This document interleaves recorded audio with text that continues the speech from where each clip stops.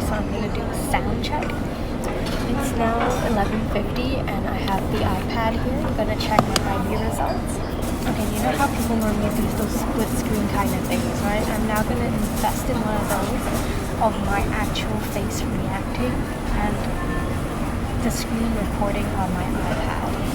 So if I can actually, first of all, discover how to actually use it, because I know I have it on my phone, but I don't quite know how to put the apps and stuff on the iPad because the iPad's not even mine. Okay, so here it is. Okay, so I just want to let everyone know that's now recording. I'm so scared, guys. Okay, I'm only doing this because the view behind me looks very nice.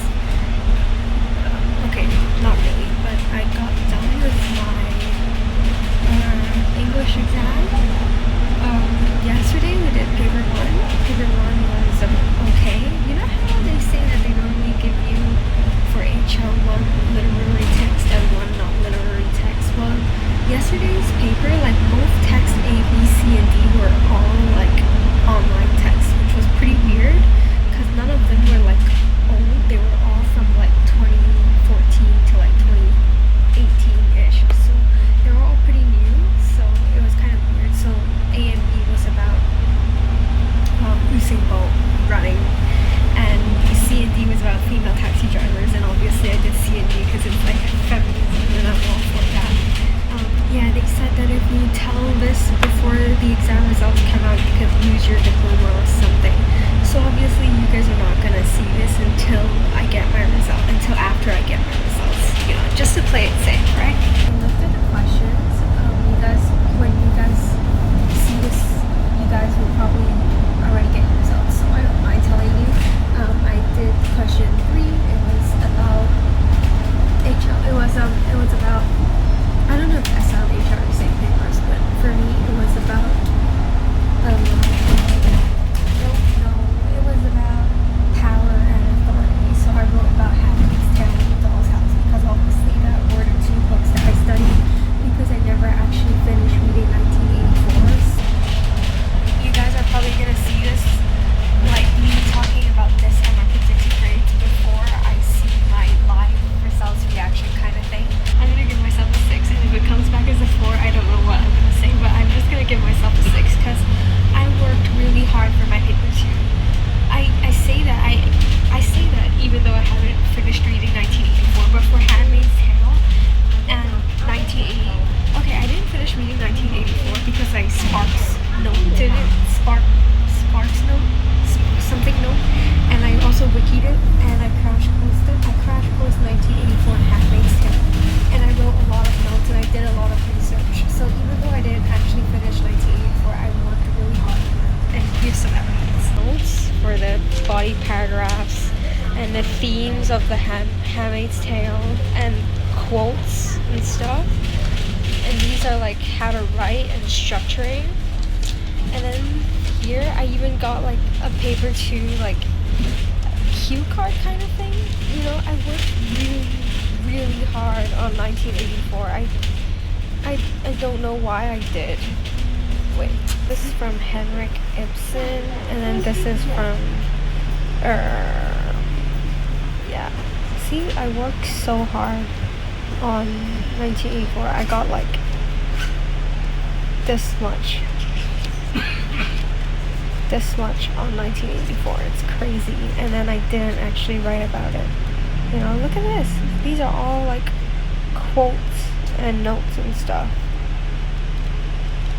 I definitely worked hard for my paper 2. Like, I think I worked the hardest for my written task in paper 2. I worked really hard. I'm going to do a very brief walkthrough, whatever, of how I felt the IB exams were, what I'm going to predict myself before I look at my grades. So what I did for English, I'm going to do for the rest of my subjects. So now I'm going to talk through my first exam, which was geography. So the geography exam happened on my birthday. My glasses are very distracting, I know. So I did my geography exams on my birthday, May the 8th. And honestly, I felt like I prepared for the exam. That was the only exam I thoroughly studied through. So I feel like I deserve a 5 or a 6.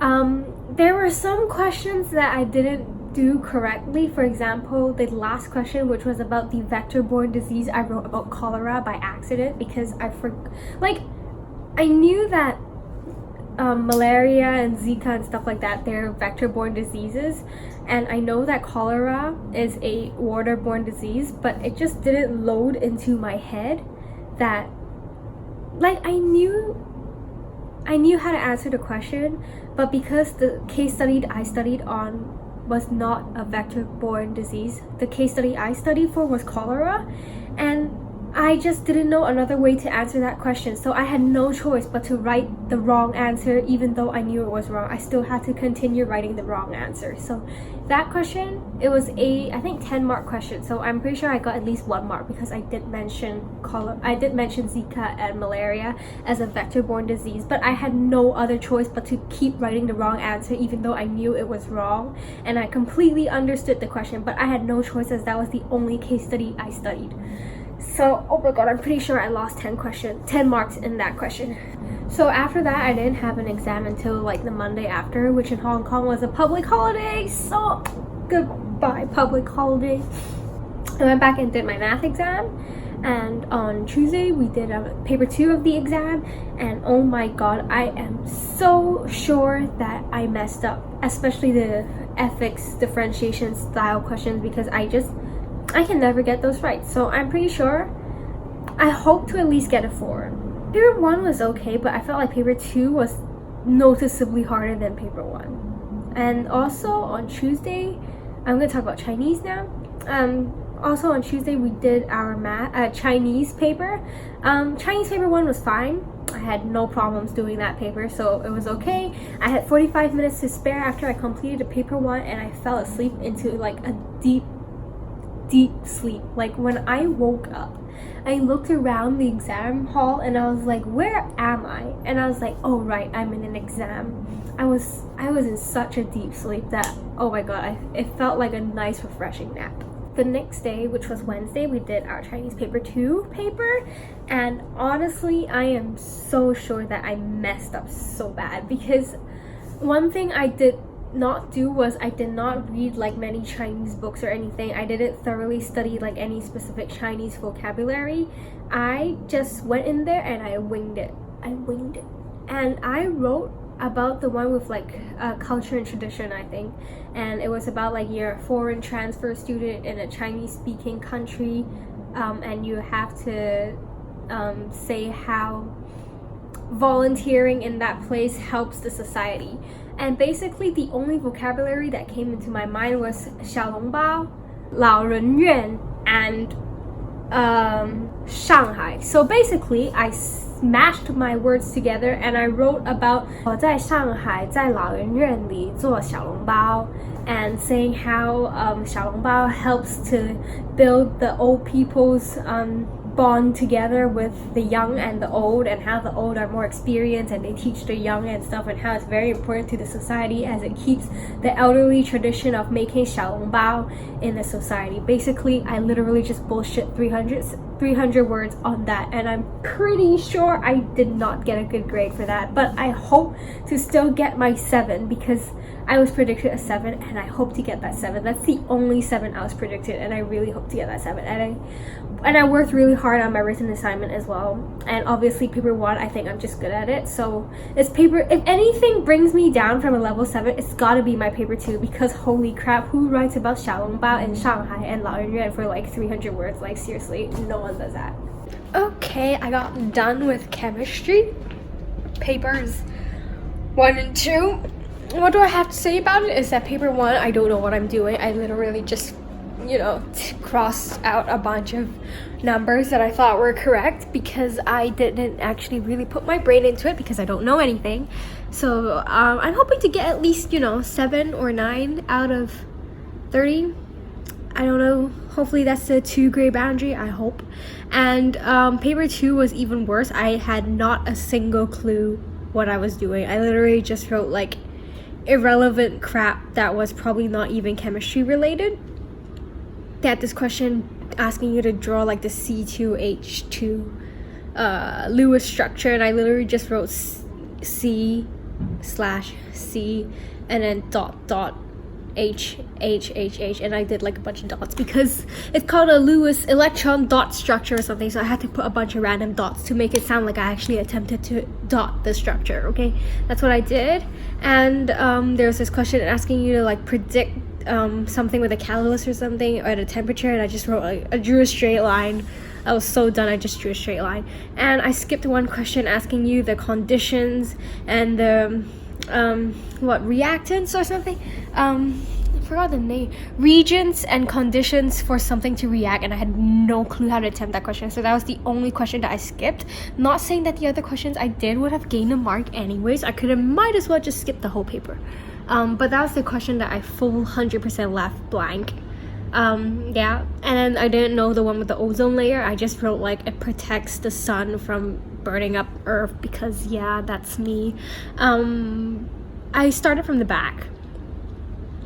And then when I got to question 1 and 2, I realized that I had to start from the front. So I did 3 and 4 back, 3, 4, and whatever. I think 3, 4, and 5 if there is question 5. I started from the back until I hit question 2, and then I did 1 and 2 from the front.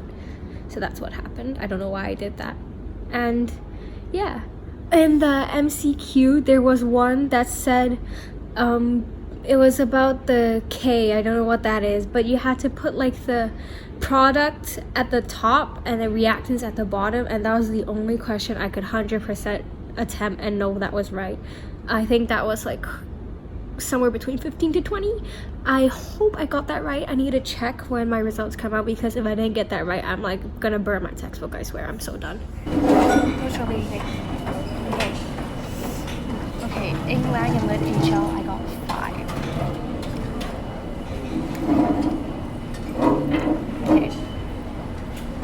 Okay, Chinese, I got 7.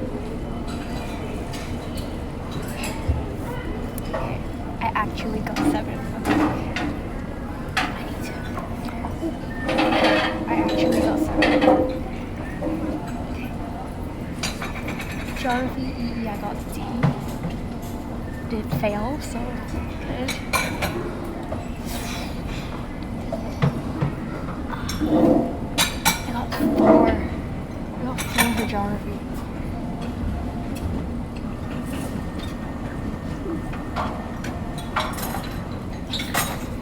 Oh, okay. I got 2 for chemistry. Oh my god, this is gonna be really bad. I got 3 for math studies. So right now that puts me at 5, 7, 8, 9, 10, 11, 12, 13, 14, 15, 16, 17, 18, 19, 20, 21.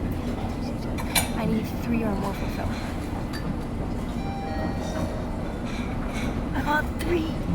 Oh my god, wait. What did I get?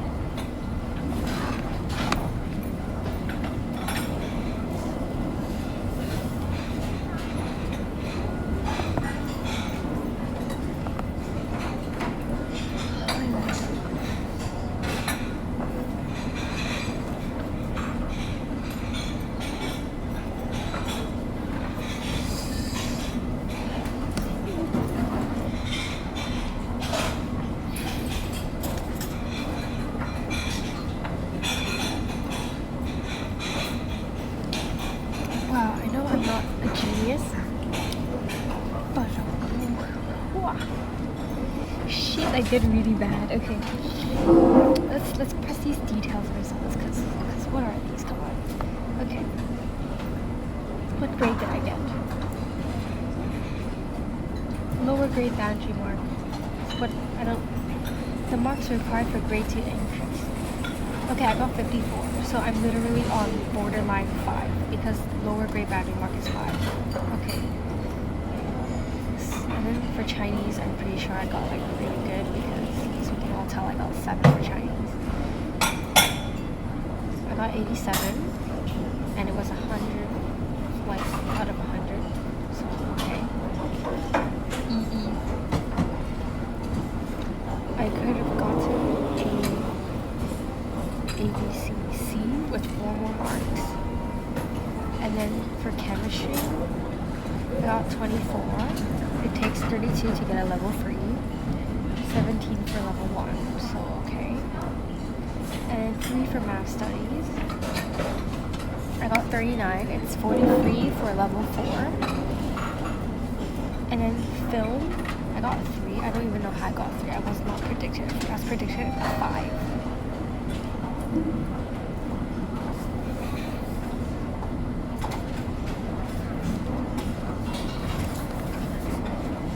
Guys, like, you can't read this, but basically my total moderated scale is 38. The upper grade boundary is 48, so it literally takes me 1 mark to get a level 4. That's not fair, guys. Come on, I could have gotten 25. But like I said, I'm not an intelligent kid. I barely even studied for my exam. Like, what am I even doing, you know? I'm just happy that I got my diploma. Just really am. I'm not an intelligent kid. I keep saying that. I'm not disappointed, actually. Okay, I am disappointed because I really thought I would get higher for like English and geography and film. But got my diploma. Pretty good.